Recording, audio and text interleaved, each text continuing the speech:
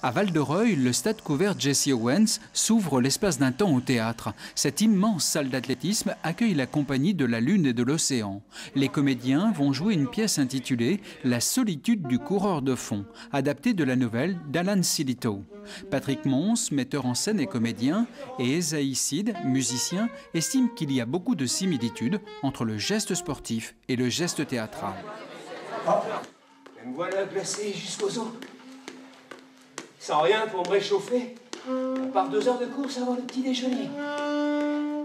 Un athlète répète, un athlète cherche le geste quasi parfait, enfin le geste que lui peut faire au maximum de ses possibilités. Et au théâtre, on a ça aussi, on a des questions de présence. Pour le 2, je pense qu'il faut une grande dose de persévérance.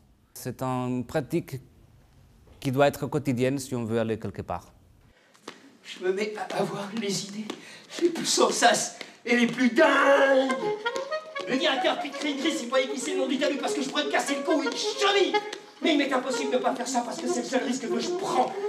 La première représentation se déroulait devant des collégiens, des volontaires de l'Épide, l'école de la seconde chance implantée à Val-de-Reuil, des lycéens et des apprentis. Ces élèves vont étudier le texte, un plus selon Laurence, professeure de français. Le fait d'avoir vu justement la pièce de théâtre, ça va leur permettre d'imaginer les choses et d'avoir envie d'aller un petit peu plus loin dans la découverte de la lecture en fait. Cet événement insolite, on le doit au club d'athlétisme local. Le VRAC réussit une performance, tout oppose sport et culture. 2 représentations publiques auront lieu vendredi et samedi soir. Au fond de moi, je veux pas que je meure ou je me fasse vraiment mal et c'est idiot.